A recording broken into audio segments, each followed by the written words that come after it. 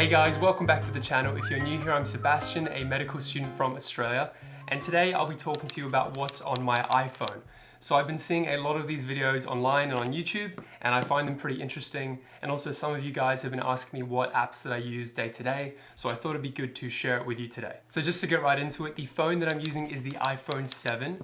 It is a bit of an older phone, and it's got a big long crack in the middle because I was doing something silly when I went traveling, but it does everything that I need to do. It does the job well. So opening it up, I just have the basic Apple background. It's got the little orange dynamic speckles because I like the color orange, and showing you what's on the side. So how I organize my pages is that I like to have everything that I'm using day to day, the mainstay apps that I'm using on the first page, and then on the second, third, whatever page after that is what I less frequently used. I have my Google Calendar. As you can see here, it's got all my lectures and seminars that I have on per week, and I just find it really useful to go between the weeks. Maybe at the start of the week, at the end of the previous week, I'll add in some training schedules that I have to do, or any tasks or any big assignments that are upcoming, I'll put into my calendar and add it in through there. So the next app that I have here is Notion. And if you don't know already, I use Notion pretty much day to day. It's my go-to note-taking app, storing all my information, writing down ideas. You can use it on your iPhone, but it also has compatibility with your web application. So what's really good about it is that it syncs up to all your devices. So I have my world here called Seb's World, and underneath it, it has different tabs, and each of these different tabs is just different areas or topics or whatever, however you organize it. So how I've organized it on the left, as you can see, I have medicine, I have any of my objectives. So that's my daily objectives, my tasks that I want to get completed on the day or the week. I have my to-do list, daily calendar, any stuff about YouTube, Instagram. But just opening up, say, medicine, this is pretty much my go-to for everything in my course and my curriculum. So as you can see here, I put a little cute quote, "The life so short, the craft so long to learn." That pretty much describes our whole degree. There's just really not enough time and a lot of information and a lot of skills that we have to develop. So it's a long process. In years 1 and 2, it's the preclinical work. So a lot of it's just the theory where we go over a different system every block. Block 1, we have foundations, and then musculoskeletal, respiratory. And then I'm in second year now. So this is for Medical School 2, MS2, and we're currently in Block 7, which is gastroenterology. So I've highlighted it in orange to know that this is the block that I'm in. And then here I pretty much have all my lecture slides. So I've got all my lectures here. I use a little toggle down list to go between them. So each of our weeks are separated into different diseases or into different themes. So I organize it through the first week, which is what we're currently in, or we just currently finished, sorry, we're in week 2 now. But we were doing peptic ulcers. So what's great about Notion is that you pretty much have unlimited storage for any of your files or any of your documents that you want to save here. So say here on lecture 2, esophagus, stomach, and duodenum, I can quickly click on it and it will open it up to the lecture notes that you can see here, and you can scroll down, and it's pretty useful. And then going to my objectives, I write down my to-do list. So these are just the things that I want to get done in the day. I actually talk about this concept in a different video, which I'll link somewhere on the screen.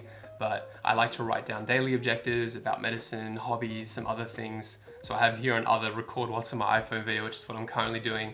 And then I might have some weekly objectives for some long-term assignments or projects that I'm working on. So that's enough about Notion.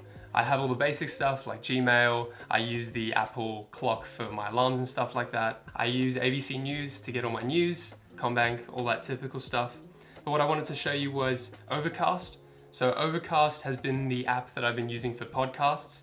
I like the Indie Hackers podcast. They talk about cool stuff. I'm a bit of a Jordan Peterson fan, so I'm sorry if you don't like him, but I think he's got some interesting ideas, and I just find this a good way to listen to when I'm on the commute. And so next I have Spotify. And so a lot of you guys have been asking me what type of music that I listen to. Do I listen to music when I'm studying? And the answer is yes, I do usually listen to music when I'm studying. The music that I usually listen to is anything without vocals, but my go-to is any lo-fi remix, and I'll show you what I have in the daily mixes. So I have a lot of Joji. I really like Joji recently. Keshi, this is an artist that I've been listening to heaps. And then there's just a bunch of other lo-fi beats which have been auto created for me.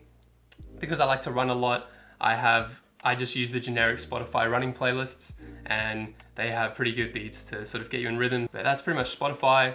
I have vocab.com, which is whenever I don't know a word that someone tells me. I'm pretty hopeless when it comes to to vocab and using fancy words, so I'll quickly look it up using vocab.com.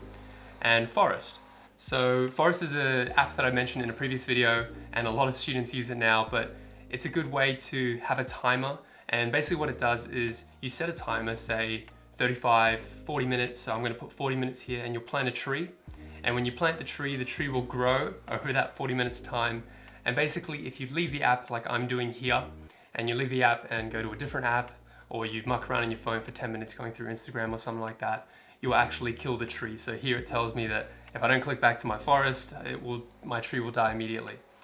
But I've been using this to help me time my Pomodoros. So I have a video on the Pomodoro technique and a study with me video, which I'll put somewhere here. But basically I'll break up my study into 25-minute or 50-minute blocks, and then have a quick 5 to 10 minute break in between. So next here I have a folder called Medicine, and go figure it has all my med related apps. But really the two apps that I'm using on the Medicine tab here is BMJ Best Practice and Medscape. So just going to BMJ Best Practice, I find it really useful for any clinical knowledge about a disease or a pathology. So it's got a update, but basically we finished a class, an online class just before on peptic ulcer disease. And what you can do on, say, Medscape is you'll load it up and you can type in peptic ulcer disease.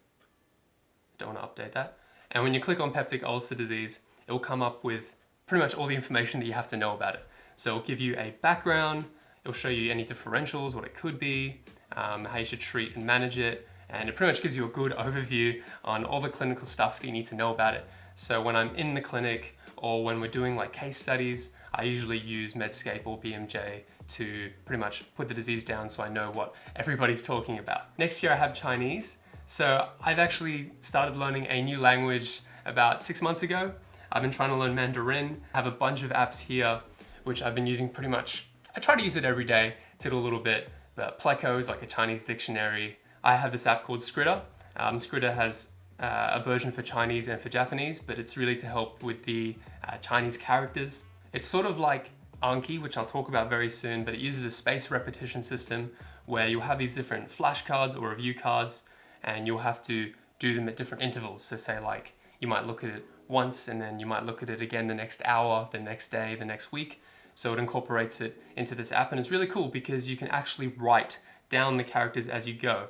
So you can write it in there, and I'll try to remember the character. Here it is.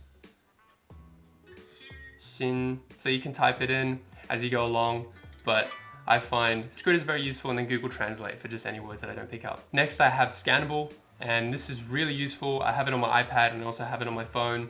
So if I have a piece of paper that they've given in the clinic or they've given in a class, and because I've gone pretty much paperless, I want to scan it, have it on file, put it in my Google Drive, that sort of thing.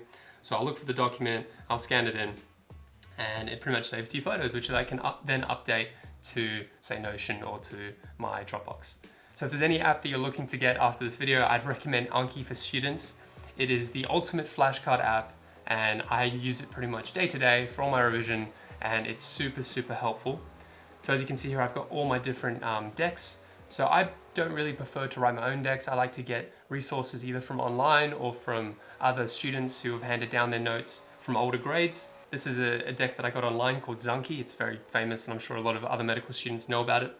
But we're currently in GI, so if I go down to the gastroenterology section, here we go, and I go into pathology, I have a bunch of questions here which it does the flashcards for. So what is the most common cause of hematochezia in adults? And it's diverticulosis. I wasn't sure what that is, we're just new to this. And you keep going. Canker sores are painful superficial ulcerations. Aphthous ulcers, so they're non-bleeding ulcers, arise in relation to stress. And so you can go through and do all your Anki cards there. And what's great about it is that it syncs up. So at the bottom here, you can click synchronize, and they'll sync up to not only my phone, but my iPad, my computer, my laptop, everything. It's great in that sense. The Apple version of it, the iOS version, you have to pay a little bit of money. I paid like $38 or something. And I know that sounds really expensive, but for something that I use every day, it's really convenient. It's got good ease of use. I would definitely recommend it. And if you're an Android user, you can get it for free. So the benefit of having an Android phone. So that's pretty much everything that I use day to day on my main page. These are like my go-to apps, and these are some things that I want to try be using. So I want to be using Anki to study. I want to be going onto these Chinese apps, so I'm making sure that I'm doing like my daily revision. And then when I go into my second page, these are the things that I use sometimes, not as often. So I have the basic ones like photos, camera, Google Maps. I won't have to talk about too much about that. I've been using Strava, which is my running app of choice. And what's really good about Strava is it will pretty much record all the running that you've been doing. So I like to go for a jog at least once every second day, and it'll record your progress, how many kilometers you're going, what your pace is. And I like it because it's pretty much like a timeline of all the runs that you've been doing. So at the end of the year, you can sort of look at how you've progressed and how many kilometers you run. And then I have this other app called 1 Second a Day. So if you don't know what it is, 1 Second a Day is a really cool app that I was recommended to by my girlfriend about 6 months ago. And you basically take a video of something interesting that happened in your day, like a highlight of sorts. Maybe you went to dinner with your friends, or in this case, you learned something really new at home, and you'll go into the date, say like the Tuesday, the 16th, this was of July last year. I hadn't started it by then, but you'll add a snippet and you'll be able to get some sort of photos, and you can put it in, attach that 1 second. And what it does is it sort of mashes all your videos up together, and you can look at it for your whole year. So you have 1 second every day for the entire year, and it's sort of like a nice little history of all the things that you've done and all the fun stuff that you did. Then I have some basic apps. I have my Nanoleaf app. A lot of you have been asking me what that cool little changing light is in the background of a lot of my videos, and that is Nanoleaf light panels, which I did a video on somewhere long ago. So I play guitar, not extremely well, but I like to do it as a little bit of a hobby. So for my electric, I use Fender Tone because my Fender app is like a electronic one, so you can change different presets, the different sounds on it. So this app is to pretty much change all the settings there. And if you're wanting to play guitar, I'd recommend getting Ultimate Guitar. It's basically an app that shows you all the chords that you need to play. So I have a song here called Clementine, and you can go in, you can get the chords here, G, E minor, C, very basic chords, and it'll give you the strumming patterns. It'll show you where the capo should sit. So I use this when I'm trying to learn a new song or just trying to get the chords for something that I've heard before. And then on the final page, and these are the things that are sort of distractions, you can waste a lot of time on these sort of social apps. So I like to have them on the third page. And in that sense, I have to open up my phone and then scroll 2 pages, open up the folder to actually get there. So that adds a little bit of friction to help me prevent myself from always going and always looking at them. But on the first folder here, I have photo and video. And so this is all the stuff that I use when I'm making my thumbnails, when I'm doing some Instagram posts, or when I have a nice photo that I just took and I wanted to send it to a friend. So I really like the app Darkroom. I recently posted this to my Instagram and I mucked around with this little photo. But what's really cool about it is the color changes that you can make to it. So not only can I change saturation, contrast, the basic things that you would in most applications, but you can muck around with the color, you can change the luminance, that sort of thing, and that's really cool. I also have a few other things like Snapseed, layout if I'm doing like collages and that sort of thing. Canva is pretty much the program that I use to make all my thumbnails. I usually use it on the computer, but if I'm on the fly, I might do a few edits on my phone using the app here. I haven't signed in.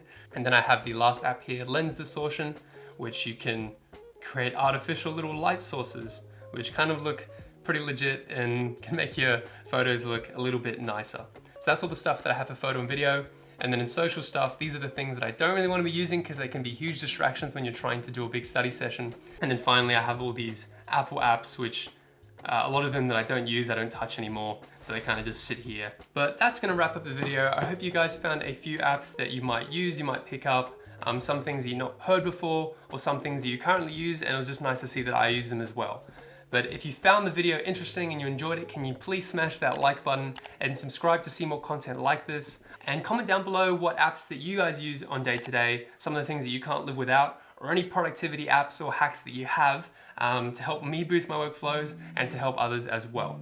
But thanks for making it to the end of the video. Thanks so much for watching. And until next time, this was Sebastian. Stay sharp.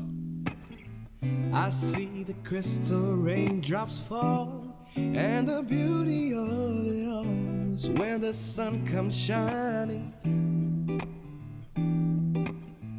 to make those rainbows in my mind when I